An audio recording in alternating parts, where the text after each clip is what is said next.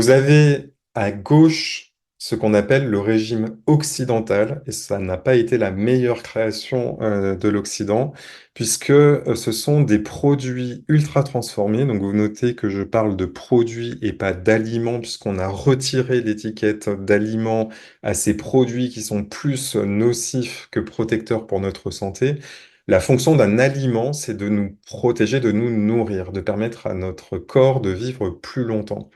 Or, ces produits ultra transformés, donc ce sont des produits où on ne reconnaît plus les ingrédients d'origine, ou quand on lit les étiquettes, on se retrouve avec plus de 5 ingrédients, avec des additifs qu'on n'a pas dans sa cuisine, des conservateurs, des colorants, des émulsifiants, tout ceci va agresser notre microbiote.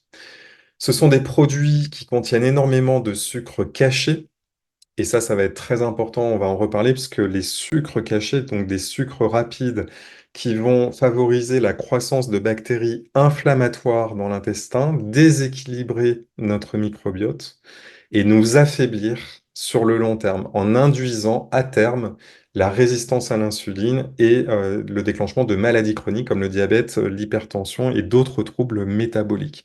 Quand on en arrive à ce stade-là, c'est qu'on suit déjà souvent plusieurs décennies d'alimentation ultra transformée. Et il y a ce qu'on appelle un effet cumulatif, c'est-à-dire qu'à partir de 30 ou 40 ans, on commence à payer la facture des années d'alimentation ultra transformée qui ont précédé. Et cette alimentation, paradoxalement, elle nous dénutrit. Alors, qu'est-ce que ça veut dire?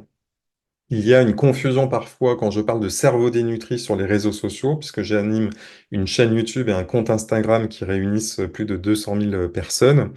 Et quand je parle de cerveau dénutri, certaines personnes pensent que je veux dire que nous manquons de calories et de glucose, puisque le carburant essentiel du cerveau, c'est le glucose. C'est pas ce que je veux dire. Le problème n'est pas le glucose. On a tout le glucose qu'il faut dans l'alimentation et il y en a même trop.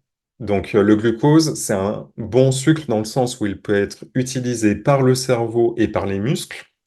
Donc, il n'y a pas de problème avec le glucose en soi. Le problème, c'est le glucose rapide, donc c'est-à-dire les shoots de glucose au cours de la journée. Exemple typique, le sucre dans le café, le soda que l'on voit ici. Et surtout, c'est le fructose qui est associé au glucose dans le sucre de table, donc, et dans les produits ultra transformés, c'est surtout du fructose qui est ajouté car ça coûte moins cher. Et ce fructose, lui, par contre, ne peut pas être utilisé ni par le cerveau ni par les muscles.